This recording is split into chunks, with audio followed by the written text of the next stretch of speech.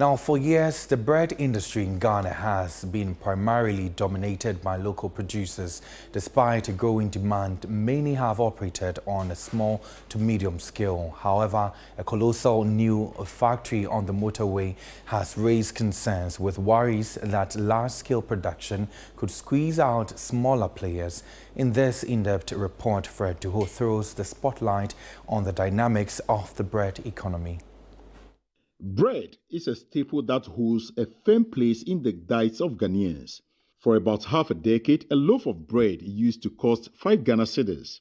However, fluctuations in exchange rates and disruptions from the Russian-Ukraine conflict led to changes in bread's dimensions, weight, and flavor. This prompted bakers to navigate the challenge of balancing production costs with retail prices, aiming to reach a break-even point.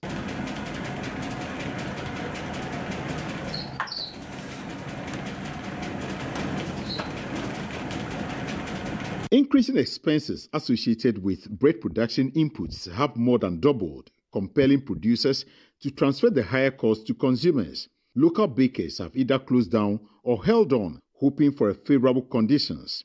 The bread industry is a significant contributor to the economy, generating employment opportunities for bakers, distributors, retailers, and drivers. Retailers near the Pung barrier can be seen diligently reaching out to potential customers, reflecting the persistence driven by economic circumstances despite slim profit margins. The economy is hard, so if someone is coming to buy the bread for 15 cedis, it's normally hard for them.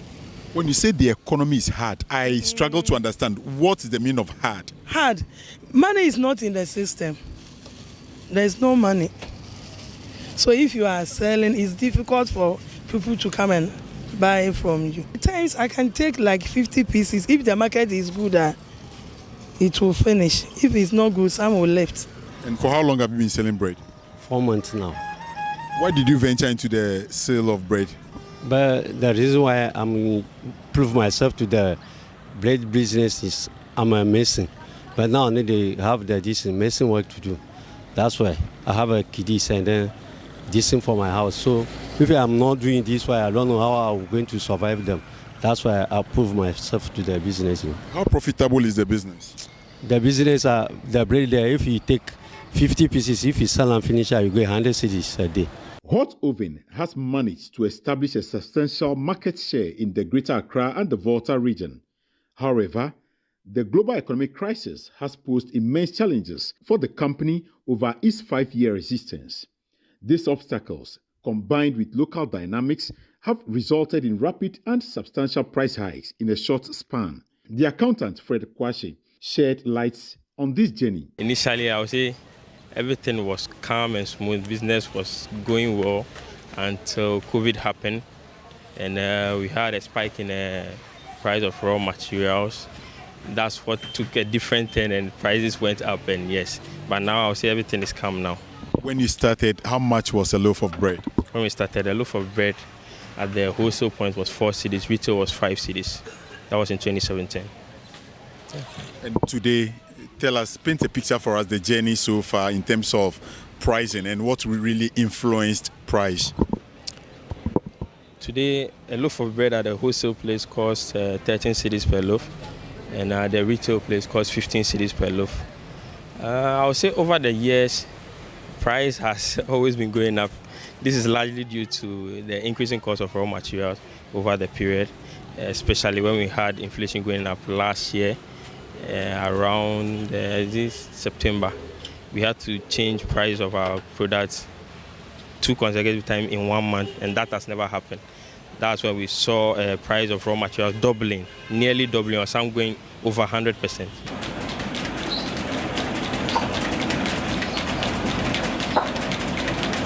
The bread industry has evolved from small-scale operations to industrial levels, with brands like Hot Oven, A1 Bread, and the emerging Amigo Bread on the motorway. In a market like this, one would say it should be reserved for just locals.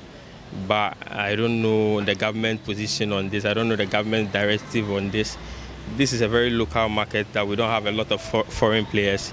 Everywhere you go, no matter where you find yourself, there's someone baking bread in their small abode, not so much, 5 bags, 2 bags of bread. So given what is going on now, that government has allowed foreigners to enter the same market, is quite troubling. Amigo Bread, a subsidiary of BB Bakery under the Three Dreamer Manufacturing Company Limited, aims to revolutionize the industry through advanced machinery. And even though the bread market is perceived to be an industry for Ghanaian producers or local producers, he believes that it is about time we upskill the production of bread in this country. Hence, he has a bigger picture to use machinery to produce bread. Now, let's go have a tour of the facility and see the bread they are producing. The CEO is here, and I'll be engaging him from time to time, and he is Mr. Bismarck of Fair Ansa. We are going to engage further, and we've started seeing breads in some crates over here. So these are all productions done today. Yes. How often do you eat your own bread? Every day, since I start. Tell us briefly about this whole factory we see here. What are they into? Well, this factory, we are here because, as I told you earlier, my profession is I'm a baker from Canada. So my dream is one day you do a bakery. So when I met my partner, we decided to do this bakery, but we do it very, very big. We spend a lot here. Now you want to start. So now the engineers are here to help us to how to fix the machines and all those things. So by 2 weeks time or 3 weeks time, you see that the bread will be out. Wow. So the one we see currently is just a test run. Yeah. So people are supposed to taste it and give you feedback? Yes.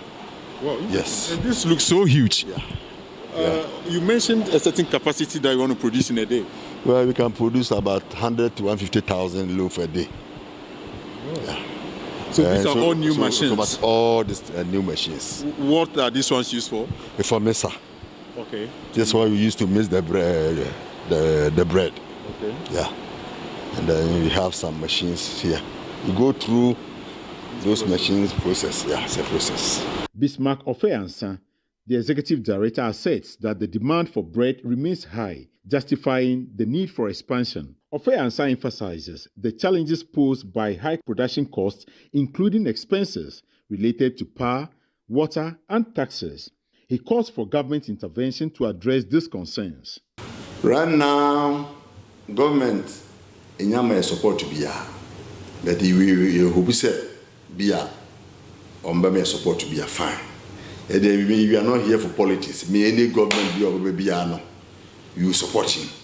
Debates continue around whether the expansive bread market should be open to both local and foreign participants. Papa Ban, administrator of Bread Academy, a training school focused on bread production, believes in inclusive growth. The bread economy would definitely need some sort of industrialization. Okay, so when I talk of industrialization, you see, the machinery involved is very expensive. So foreign capital would definitely have to come in. Look, let me tell you one truth. All those who are having big bakeries in Ghana, okay, when you ask them for their source of capital, you realize that they stayed abroad or there's some sort of injection of capital from abroad when they stayed abroad or their big business before they were able to acquire those machines. While concerns persist about foreign competition, the general sentiment leans towards the belief that there is enough room for all participants in the evolving bread industry. Almost every Ghanaian breakfast goes with bread, and in my hand I have the Amigo bread and hot oven. And so far we understand the Amigo bread is a new company that is infiltrating into the Ghanaian market, hoping to compete with the numerous Ghanaian-owned businesses that are equally selling to bread lovers across the nation. But what does this really mean for the local market should they allow foreign-owned bread bakeries into the space? My name is Fred Duho, reporting for Citi News.